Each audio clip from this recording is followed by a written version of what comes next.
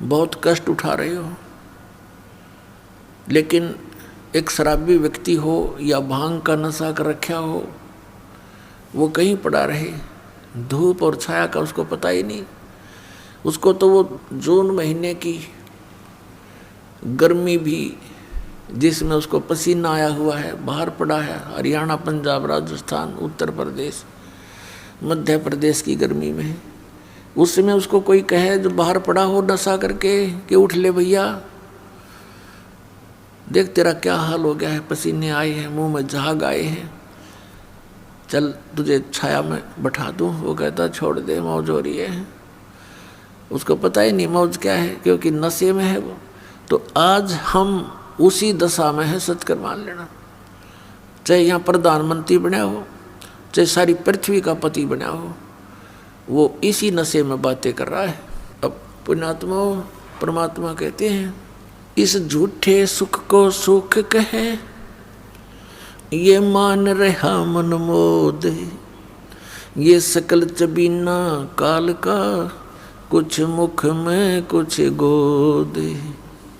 फिर क्या बताते हैं, कबीर ये माया अटपटी, सब घट आण अड़ी, किस किस को समझाऊं या कुएं बांग पड़ी। इस 21 ब्रह्मांड के कुएं में इस काल भगवान ने, जो यहाँ का स्वामी है, यहाँ का मालिक है, इसने ये झूठे सुख की इस माया की भांग डाल दी और सभी ने उसी के जल को पान कर रखा है, पी रखा है। अब आप शाम के समय किसी ठेके पर जाकर देखो, वहाँ से पी कर टिट्टी बनकर से 100 जने आ रहे हों, रास्ते में उनसे बात करके देखना, एक जैसी भाषा, एक जैसी चाल, एक जैसा उनका बर्ताव होगा। ऐसे बोल रहे तुम सिर पाँव हैं, या बोल रहे नहीं, चल अपना काम करें, समझाने की चेष्टा करें तो माने नहीं। तो इस प्रकार से हम उसी काल की भांग को पीकर मस्त हुए फिरते हैं। और परमात्मा कहते हैं, कबीर ये माया अटपटी, सब घट आण अड़ी, और किस किस ने समझाऊं या कुएं बांग पड़ी। लेकिन फिर कितने दयालु हैं, एक शराबी को समझाना कितना कठिन हो जाता है, पूरे परिवार के नाक में दम कर देता है। और हम सारे बांग पिए पड़े, और फिर हमें समझाने के लिए हमारे पिता आते हैं, क्योंकि अपने का दुख अपनों को ही होता है। इस काल यहाँ का जो भगवान है, इसको भगवान कहते हैं। भगवान उसे कहते हैं जो दुख ना दे, केवल सुख दे। ऐसे जुल्म कहर हमारे ऊपर टूट रहे हैं, बरस रहे हैं, और फिर हम कहते हैं ये बड़ा भगवान है, ये अच्छा भगवान है। किस लिए भगवान माना हमने, कि देखो कितने अच्छे काजू किस्म सेब संतरे फलदार वृक्ष हमें दे रखे, फल दे रखे, और ये इतनी बड़ी पृथ्वी पर कैसे बाग बगीचे बना रखे हैं। ये किस लिए बना रखे हैं? और आपको फिर वो भूल जाते हो कि आप किसी का बेटा मर गया, किसी की बेटी मर गई। पीछे सी समाचार पत्र में पढ़ने को मिला, यहाँ बच्चे बता रहे थे कि एक परिवार ने मन्नत मानी, किससे?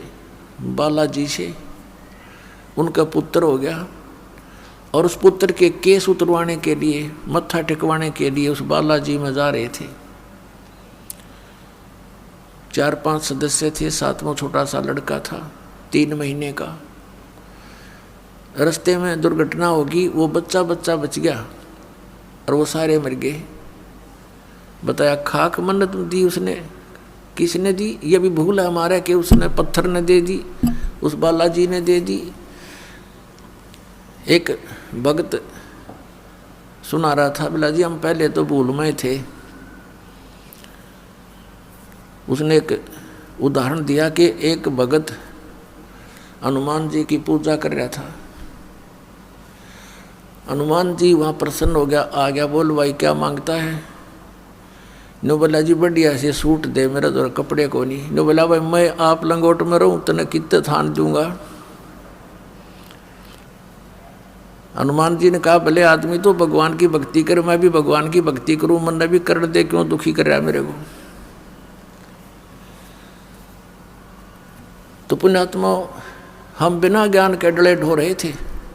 अब इस तत्व ज्ञान से हमें पता चला। क्या बताते हैं गरीबदास साहब जी कि जगत का पेखना पेख्या धनी का नाम ना लेखा।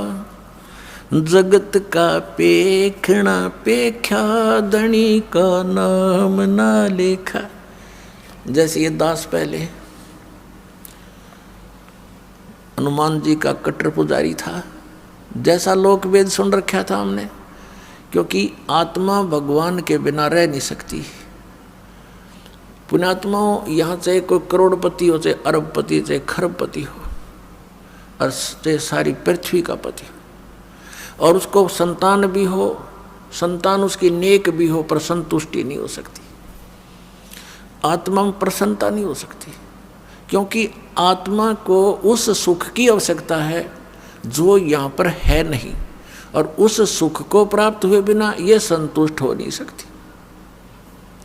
फिर इसको ये भी पता है कि भगवान आकर बताते हैं स्वयं अपनी महिमा। अब कबीर परमात्मा कहते हैं, धर्मदास सुन अमर कहानी, अपनी महिमा हम आप बखानी।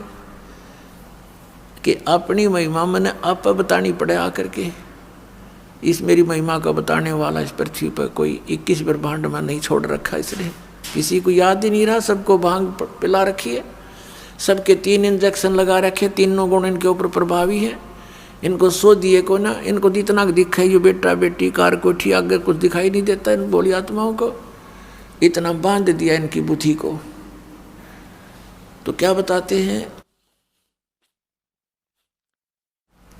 कि अपनी महिमा मैंने आप ही आके बतानी पड़ी। तो इस परमात्मा के से प्राप्त ज्ञान के आधार से हमें फिर दिखाई देने लगा। जैसे ये दास पहले हनुमान जी का पुजारी था, लगातार 25 वर्ष तक, यानी 10-12 वर्ष का ये दास ऐसे अपने साथी विद्यार्थी से सुनकर कि हनुमान चालीसा का 7 बार पाठ करना चाहिए प्रतिदिन, और श्री कृष्ण भगवान परम शक्ति है। वो ब्राह्मणों का लड़का था, और हम ऐसे कुल में जन्म लिया हुआ था। अच्छे आदमी सारे थे, लेकिन राम नाम का आसपास नहीं थे। राम की तो दिन में चर्चा भी नहीं चला करती, दिन रात में कभी भी अपना पेट भरने के धंधे में जुड़े रहते, हमें भी जोड़े रहते। तो उससे थोड़ा पता लगा, एकदम आत्मा उभरी। तो जैसा लोक वेद सुना था उसके आधार से दृढ़ होकर लगे। कोई गुरु नहीं, लेकिन चाह भगवान की घड़ी गीता जी का पाठ करने लगे। विष्णु भगवान श्री कृष्ण भगवान को इष्ट, फिर हनुमान जी याद आ गए, हनुमान जी इष्ट, फिर और कोई शंकर भगवान की महिमा सुनी, वो भी इष्ट। यानी हमने 36 खत्म कर रखे थे, लाभ कुछ भी नहीं था। यदि पूर्व संस्कार से कोई हमें लाभ होता था, क्योंकि बच्चे पढ़ते हैं उनको तो यही बड़ी बात होती है कि वो परीक्षा में पास हो जाए। तो परीक्षा में पास होते थे। हनुमान जी की बाबा श्याम जी दादा लाई पूजा थी, उनका शुक्र मनाते। फिर श्री कृष्ण जी विष्णु जी का शुक्र मनाते, फिर श्री शंकर भगवान का शुक्र मनाते और खुश हो जाते। बस पास हो गए, फिर भूल जाते, अगली परीक्षा में फिर याद करते बस। और फिर जैसे वहाँ हुआ, फिर संतान की इच्छा होती है। हम संतान को सबसे पहले पुत्र प्राप्ति की इच्छा करते थे। अज्ञानता के कारण हमें ज्ञान नहीं था, लेकिन पुत्र और पुत्री में पुण्यात्माओं भूल का भेद मत करना। काल ने हमें यहाँ मूर्ख बनाकर पीड़ित करने के लिए, दुखी करने के लिए यहाँ इस तरह की गलत रीति रिवाजों में जोड़ रखा है। तो पुत्र उत्पन्न हुआ, बड़ी खुशी मनाई, नौकरी प्राप्त हुई, फिर भगवान के गुण गाए। अब पता चला कि जिन भगवानों को हम ये मान रहे थे कि ये हमें सब कुछ दे रहे हैं, वो ना कुछ दे सकते, ना हमसे कुछ ले सकते। ये स्वयं स्वीकार करते हैं कि हम केवल नियमित कार्य ही कर सकते हैं।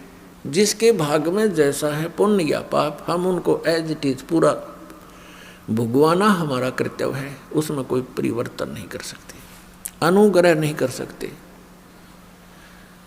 और श्री शिव पुराण के अंदर ये काल भगवान ब्रह्मा विष्णु और अपने पुत्र शिव को, शंकर को वहाँ संबोधित करता हुआ कह रहा है कि तुम सभी को अलग अलग विभाग दिए हैं, सतिथि, उत्पत्ति, संहार, लेकिन ये अनुग्रह तुम नहीं कर सकते किसी पर। अनुग्रह माने कृपा। तो फिर ये भगवान की से जब अनुग्रह नहीं कर सकते, हम दुखी हैं तो दुखी देखे जाएंगे, इनका भी कोई भी वश नहीं चलेगा, क्योंकि इनकी पावर से बाहर की बात है। तो हम इनसे ही ये सब लाभ मान रहे थे। तो यहाँ परमात्मा कहते हैं जगत का पेखना पेख्या धनी का कितना नाम ना लेखा। जो हमें सब कुछ दे रहा था, हमें सब कुछ उपलब्ध करा रहा है, हमारे दुखों का निवारण कर सकता है, उसका कहीं नाम भी नहीं, जिक्र भी नहीं।